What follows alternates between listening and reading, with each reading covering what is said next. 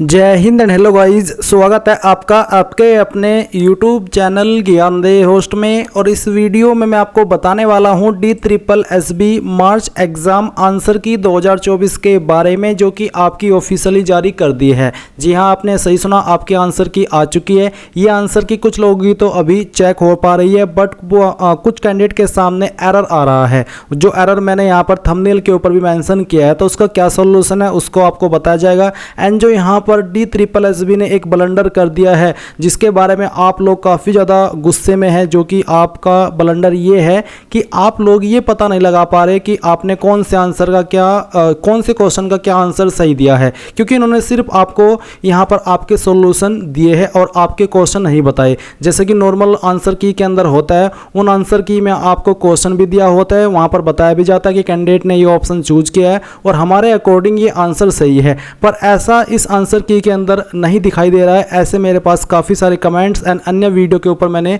ये सब आपकी क्वेरीज देखी है, तो उसके बारे में यहाँ पर डिस्कस किया जाएगा। अभी हम यहाँ पर बात करते हैं कि कैसे आप अपनी आंसर की चेक करेंगे, और अगर नहीं कर पा रहे हैं तो आप मेरे द्वारा कैसे उसको चेक या फिर डाउनलोड करा सकते हैं। तो पहले तो आपको वीडियो को लाइक कर देना है, और उसके बाद में वीडियो के डिस्क्रिप्शन में जो मैंने लिंक दिया है आप ओपन करेंगे। इसको ओपन करने के बाद में आप यहाँ पर इंपोर्टेंट लिंक के सेक्शन में आएंगे और DSSB मार्च एग्जाम आंसर की डाउनलोड लिंक ओपन करेंगे। आपके सामने ये वाला इंटरफेस आ जाएगा। यहाँ पर गाइज मैंने कुछ कैंडिडेट के एडमिट कार्ड डाउनलोड किए थे जब एडमिट कार्ड DSSB के आए थे, और उनमें से बहुत सारे ऐसे कैंडिडेट जिन्होंने बाद में पासवर्ड चेंज कर लिया, और अब मैंने उनसे पासवर्ड के लिए बोला तो उन्होंने पासवर्ड मना कर दिया।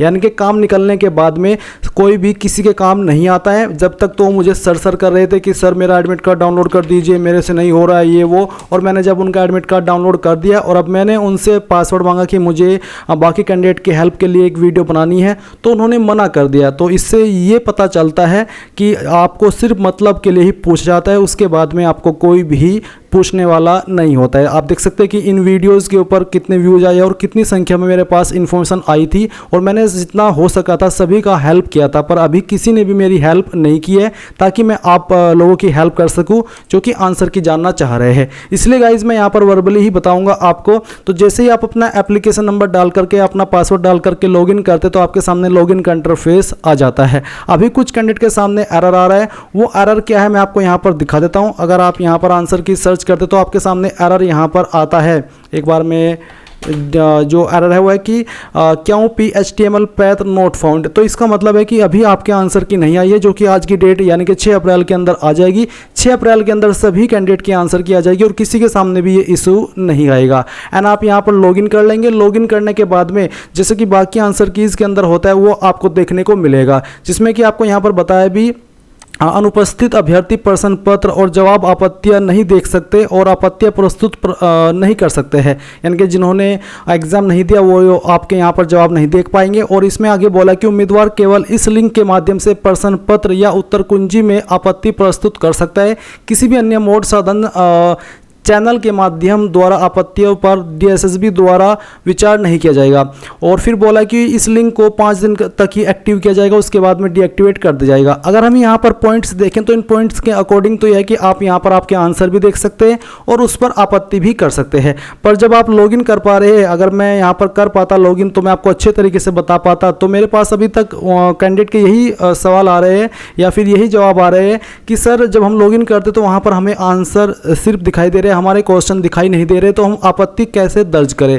तो अगर मेरे पास किसी कैंडिडेट की इन्फॉर्मेशन आ जाती है तो मैं फिर से एक वीडियो बना करके थोड़ा और एक्सप्लेन आपको करूंगा और इसके बारे में और डिस्कशन आपके साथ करूंगा। तो अगर आप यहां पर इसमें आगे बढ़ पा रहे हैं तो आप आपका आंसर की चेक कर सकते हैं। एंड यहां पर अगर आपको पासवर्ड भूल चुके तो आप फॉरगेट पासवर्ड के ऊपर क्लिक करके आपका एप्लीकेशन नंबर डाल दीजिए, जो कि एडमिट कार्ड के अंदर मेंशन होगा।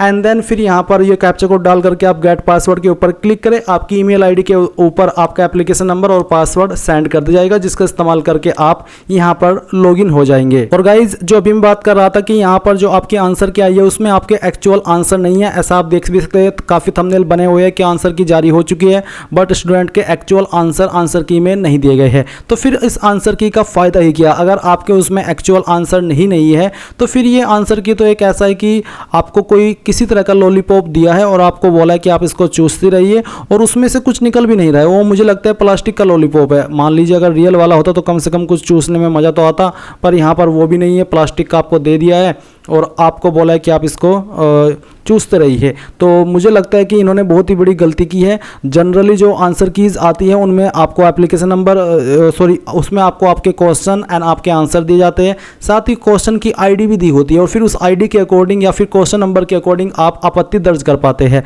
पर यहाँ पर ऐसा आपको जब एक्चुअल आंसर ही नहीं मिल रहे तो आप आपत्ति कैसे दर्ज करेंगे। पर फिर भी गाइज यहाँ पर आप मुझे अगर मेरे द्वारा अपनी आंसर की चेक कराना चाहते हैं, डाउनलोड कराना चाहते हैं, जिससे कि मैं उसके बारे में और समझ के एक और वीडियो बनाऊं और आपको उसके बारे में बता पाऊं, तो आप कैसे कराएंगे वो आप जान लीजिए।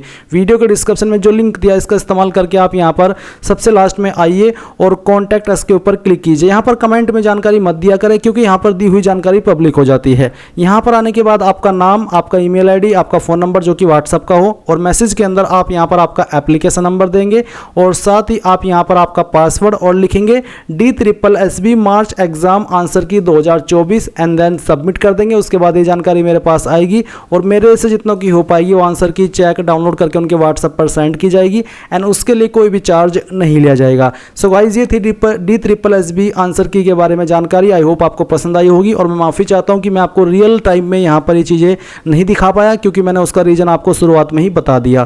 Thanks for watching. जय हिंद।